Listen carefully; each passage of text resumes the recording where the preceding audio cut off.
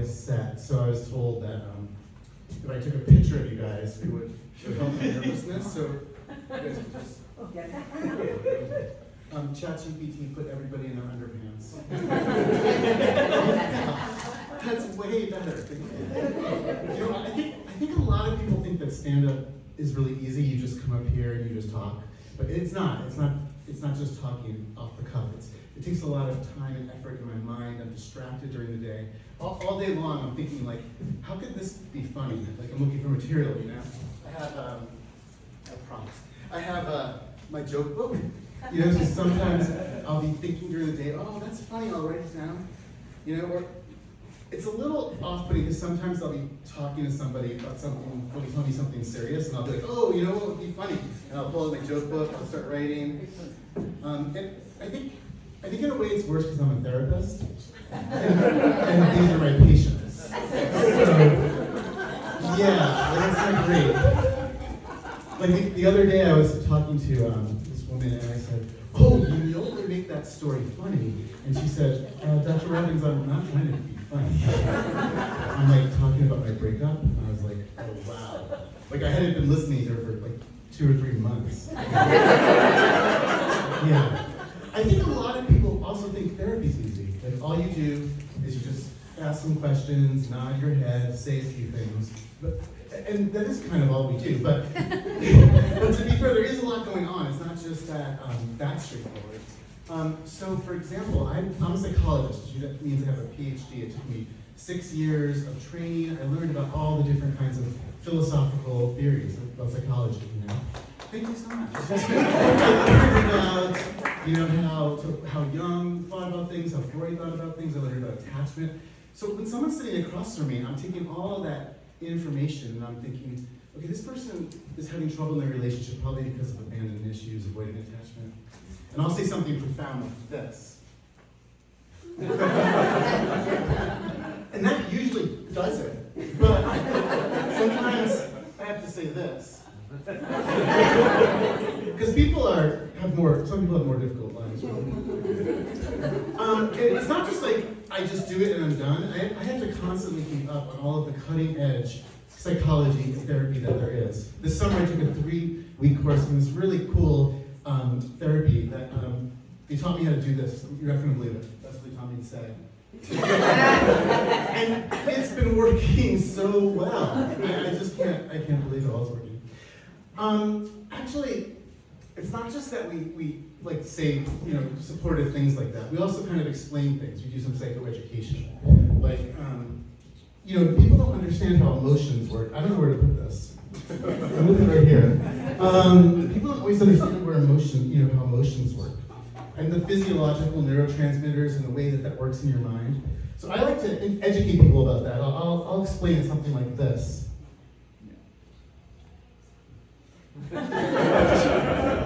Yeah, that always helps. And nowadays, when you do therapy, you also have to understand medicine. I'm not a psychiatrist, so I don't actually prescribe medicine, but I have to have a sense of like which medicines might work best for which people, you know? Like there's this one guy that I work with who's really angry all the time and struggles with his wife, and he's hard to be around and stuff. So like 30 minutes before he comes, I'll take like a half a milligram of Xanax. And I find that that's really helpful.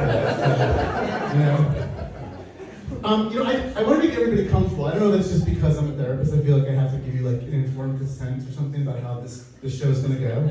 You know, I know that some people are worried, like stand-up comics are really like, you know, mean or like controversial, but I'm going to try not to do that. So I made a little list of the types of jokes I'm going to tell today. So there's going to be 1.5 political jokes. So I'm sorry about that if you know, I hope everybody's okay with that. There's going to be 1 Mormon joke. I think all sets have one Mormon joke. In terms of racial jokes, oh good.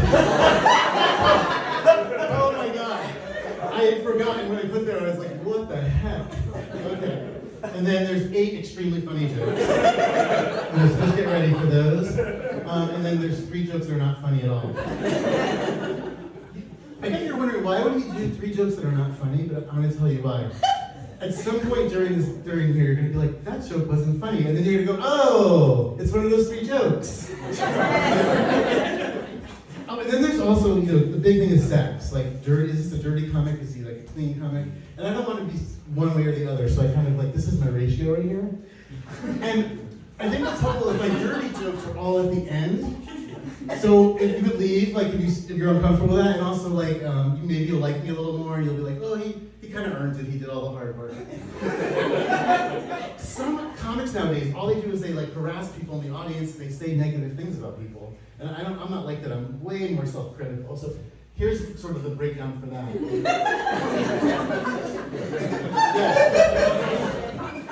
There'll just be a little bit of audience deprecation. I'm sorry.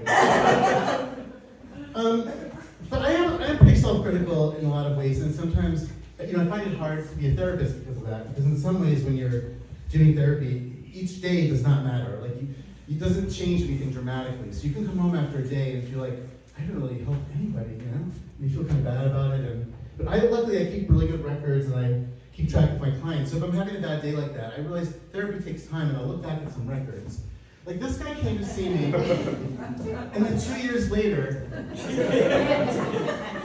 can you see the improvement? I also do some anger management. That was very successful. Couples therapy. Couples therapy is hard. You only get small increments of improvement.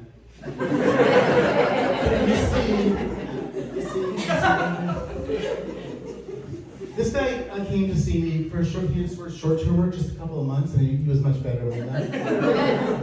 But then he came back a year later, and we did like a lot of work, and now he's doing great.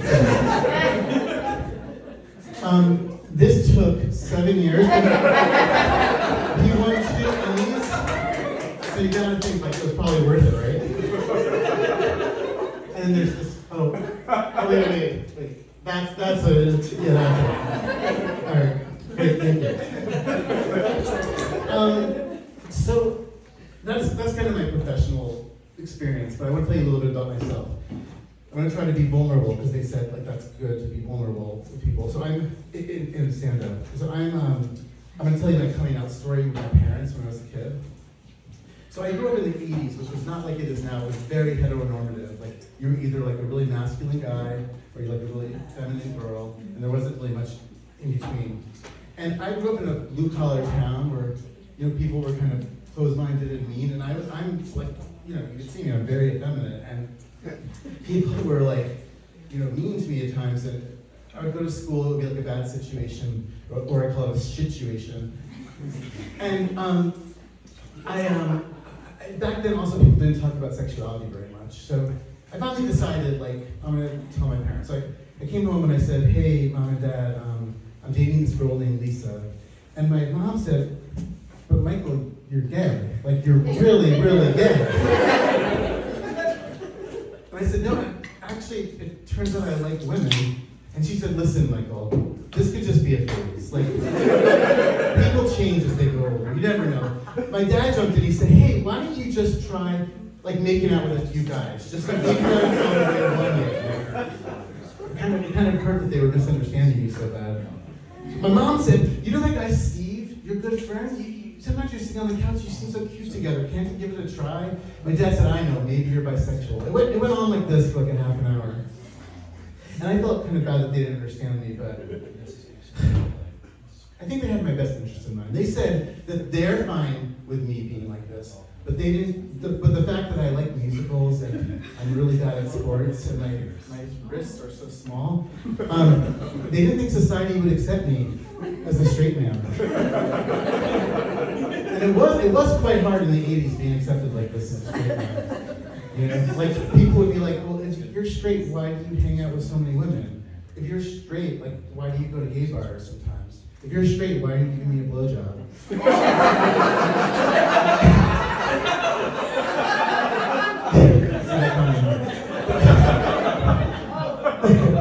The last one was a joke. I haven't actually given anyone a blowjob. I would have tried it, but I definitely was not like into making a whole like blow career. You know what I'm saying? So anyway, when I was at school, I I mean, very effeminate at school, and so every time I come out of the drama club or whatever, this bully would come up to me and say like, "You gay-ass homo." Like every day. And you guys think I'm thinking, this is the 80s, this is what they were like, "You gay-ass homo, you gay-ass homo." One day I had enough. And I said, "Hey, bully." I called him bully. "Hey, bully, I'm not gay, I'm just Jewish."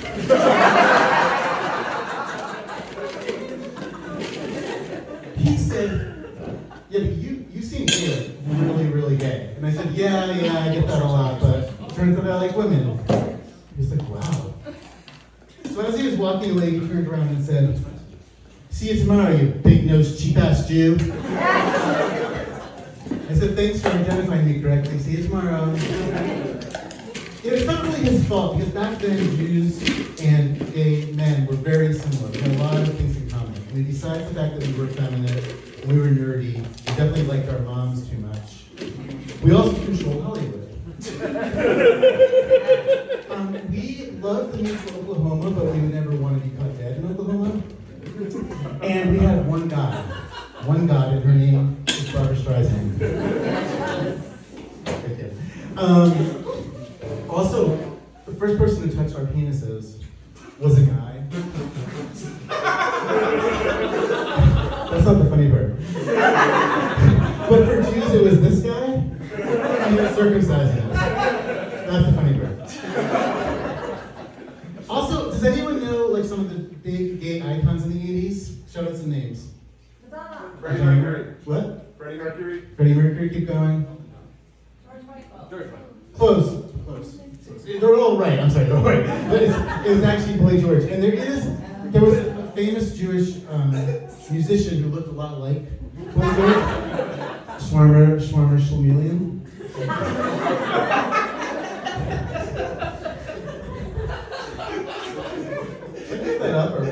I'll give that up for a second because it's cute.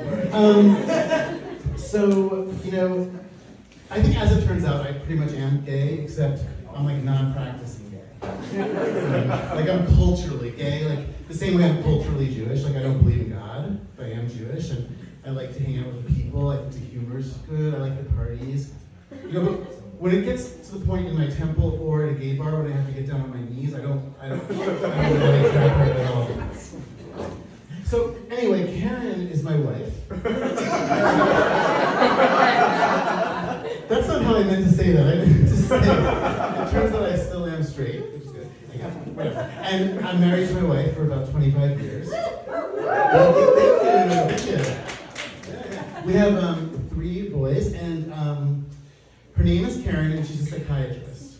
Okay, so maybe some of you are going, So I'm a psychologist, she's a psychiatrist, and her name is Karen. So, oh shit! I was gonna put a joke in there. If anyone has a joke for that, can you come tell me after the show? Because it would be very helpful. Early on, my wife and I decided we're not going to use like our psychological superpowers against each other.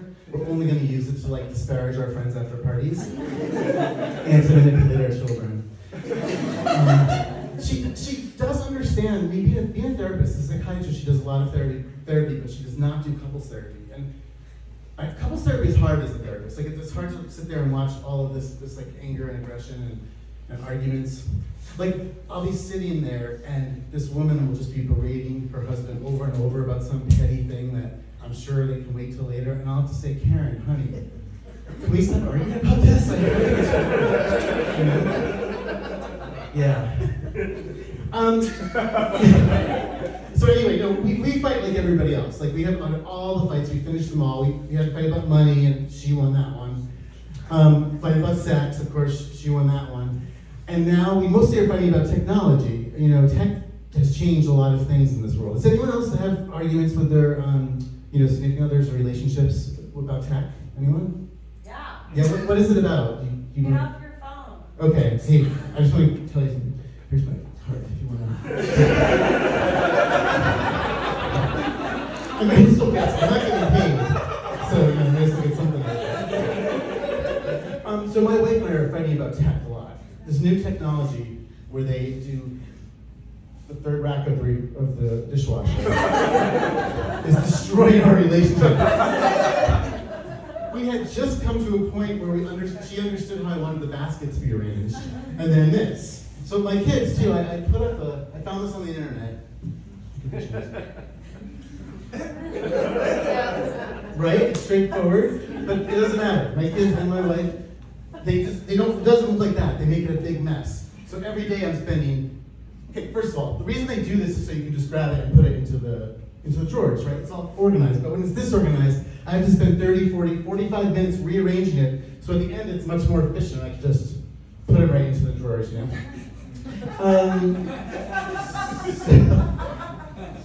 Okay, so relationships are hard, and I, as a therapist, I am doing a lot of couples work, and I'm working with younger people. I get to work with a lot of college students, and they have open relationships now, which I think is so cool and everything. But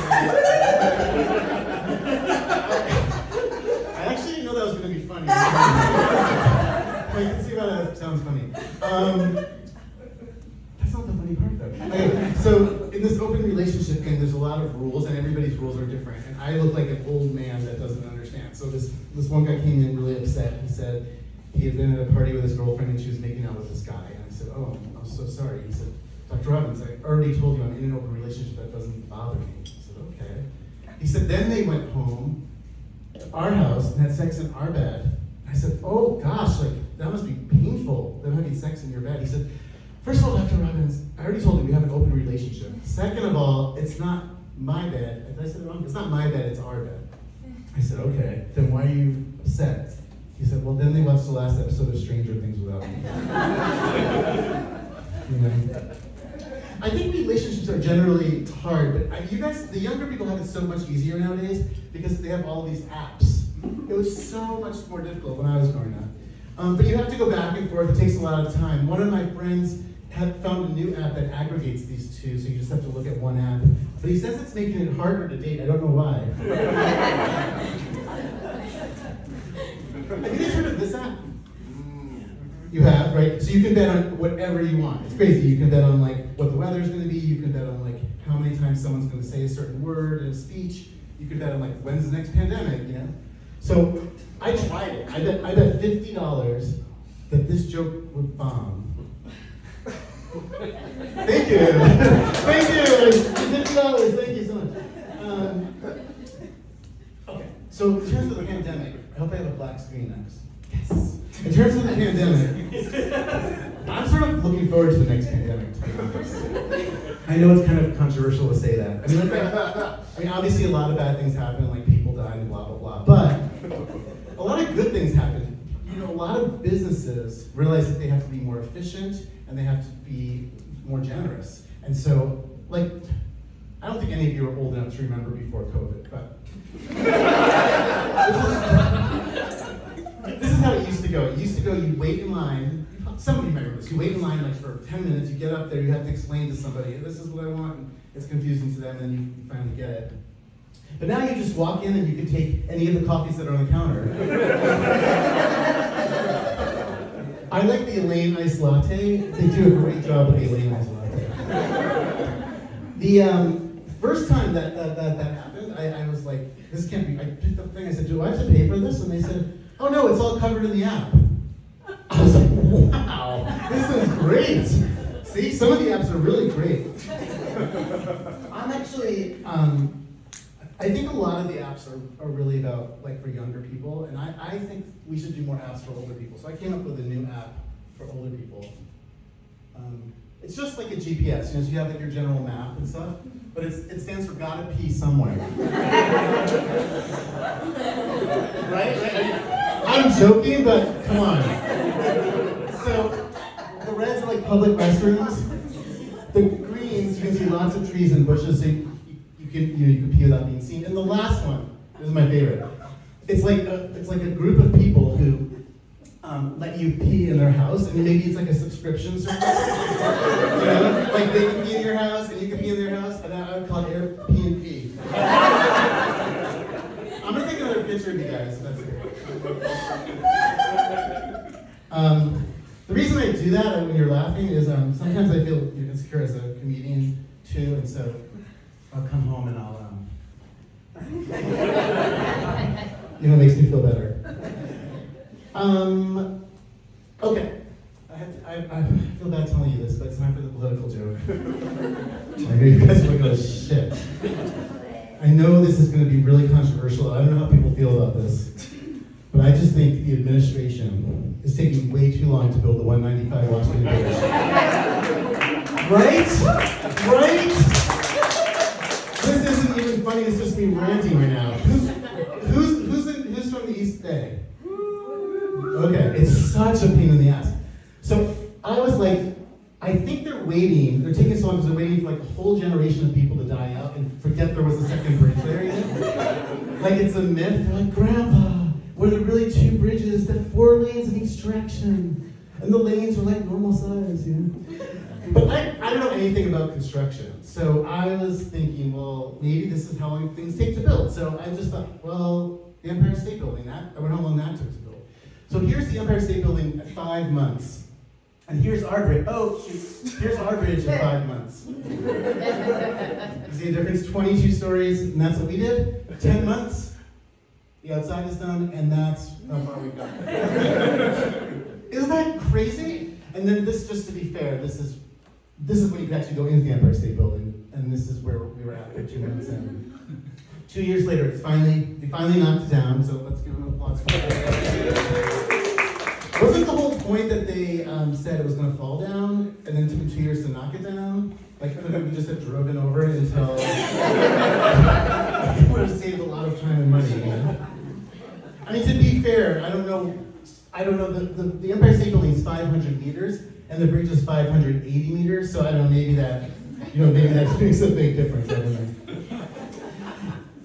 Have you guys been to the Empire State Building? How many people have been to the Empire State Building? Yeah.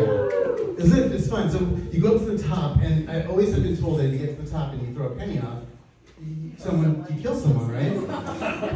Wow. So I had a quarter, I killed 25 people. Now, I think that joke's pretty funny. I came up with it, I wrote it in my book, and I was like, I got sort of mad at musicians because let's say I did an album and I did that joke, you'd like laugh once and that's it. But like musicians, they get to just play the same thing over and over, you know? Like what I said, I went to the top, I threw a quarter, I killed 25 people. See? It just is not as funny. And also, musicians can end their songs in so many cool ways on albums, but like people like the comedians, we just say a word, we say it and then you laugh. So I'm gonna try to end this joke a little bit like a musician would. So I went to the top of the Empire State Building and I threw up a Canadian penny, but I only injured someone because of the exchange rate. I went to the top of the Empire State Building and I threw up a cornflake, and I was a serial killer.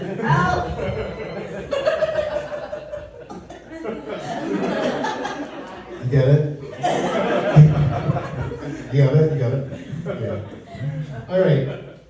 So the last joke, which I didn't say out loud, was, it's not that funny, but it's one of my not funny jokes. I threw up a Bitcoin out, and it killed a limo driver. But I needed that joke because I needed to segue into my next joke, which is about self-driving cars. So I'm so excited for self-driving cars, but some people are so upset and worried about it. Like they're worried about the ethics of it. Here's the ethics. Self-driving car is driving down the road, someone walks in front of it, and the AI has to decide to hit that person or swerve and maybe like hit another person, right? And they don't want computers doing that. They want us to do that, right? Yeah. So when I was just thinking, this is an easy problem to solve. All you have to do is I buy the car, I drive it around for a while, it sees kind of people I tend to hit.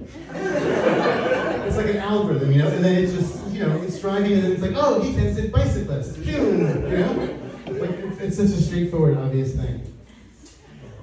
And where am I at with time? Because You have 7 minutes. Yes! It says 7 minutes left right here, thank you, okay.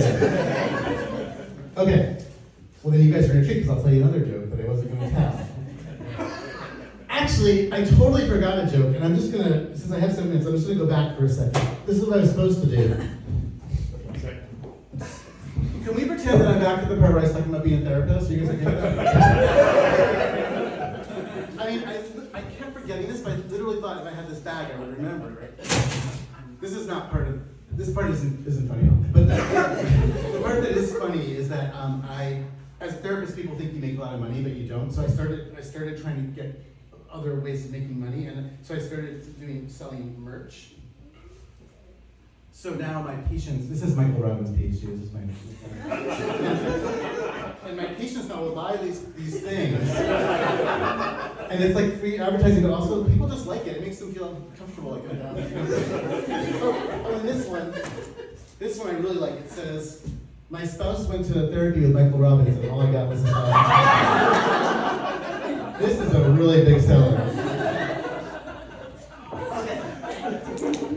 I like the mess I just made of all that. Okay. It's time for the Mormon joke. This is so helpful. So you guys know what to expect. Here's the Mormon joke. Listen, I looked this up on the internet. Sometimes you come up with a joke and you look it up and it's like, oh, someone already thought of this. Nobody's thought of this joke. I don't know why. It's so obvious. I don't know why people are surprised that older Mormon men end up with people who just graduated high school, the women who just graduated from high school. I mean, they all went to a college at a place called Brigham Young. Funny, right? Nobody thought of that one.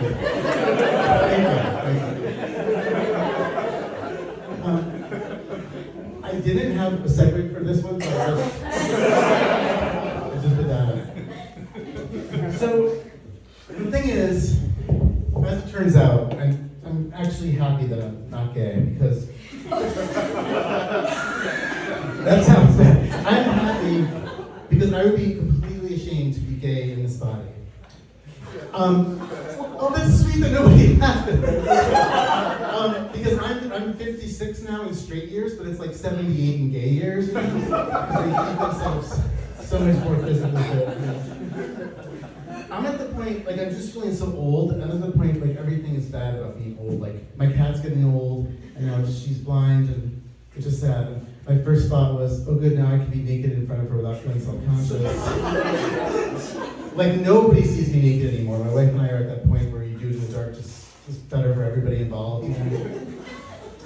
The last time someone saw me naked was with my colonoscopy about 4 years ago. I don't know what they did with that. So, being old sucks, as anyone who's here knows. And it really sucks because when I was younger and I was like a kid, I was like so excited about my body and then about like, sex. Oh, we're getting the sex part. I should have had a slide that said sex. Okay, we're getting the sex part. So, I am so excited about masturbation. Like, you're realizing your body is just like, great, it's like a machine, it's so exciting, you come running home, it's like this whole thing, you're so attracted to yourself. But now I'm so unattracted to myself that sometimes when I'm masturbating and I'm looking down at my flabby, smelly body, I'll think, is this even consensual anymore? I'll think, this guy is taking so long. I don't want to interrupt him because I get awkward, but... And in a way, I'm so unattracted to myself at this point that I think I'm just in it for the sex when I'm masturbating. The saddest thing about that is I'm not sure if I'm more upset or feel bad about being the older man who's like kind of touching this guy's penis a little bit against his will, or if I feel worse about being this guy who's so desperate to get off, he's letting this old man touch his penis. I think both ways. It's not good. Okay, that was a little sexual. This one's like goes over the top sexual, and I lead into the last joke. And this has been a controversial joke in my house and with people. Like, my wife is like, please don't say this joke. Like, please don't, because it's really, And I'm like, oh, but I want to. So I'm going to. So the joke goes like this. When I was younger, I didn't know how babies were made, obviously. And then my sister was born. Is my sister here, Karen? Yeah. Oh, thank you. You were born, and I was like 5 or 6. And I was like, 7, thank you. I was like, how do they... Shut up. I was like, how... That's what I used to always say to her. She loves it. I didn't know you were going to be involved in these jokes, Karen. Anyway. Oh, yeah, her name's Karen, so is my wife's name is Karen. It's her joke. Okay, I'm getting off. Yeah, so I came... One day I was like, how do they make babies? And I came downstairs, and right on the kitchen table was baby formula. I was like, damn, that's how they do it. It's so easy. So I just put water in and obviously no baby. And obviously that's not the part my wife doesn't like, but that's fine. But then as I got older, I learned how my body works and sexuality. I learned all about the exciting idea of sexuality. And I came home and I filled up a container of baby formula and I jacked off into it. Wait, that's that? I mean, that's not even the part she doesn't like. Oh shit, okay. This is the thing I jacked off into. And the part she doesn't like is, I don't know how you get a woman to drink it. That's bad, right? Yeah. So anyway, I'll just drink it and maybe I'll get pregnant. Thank you, everybody.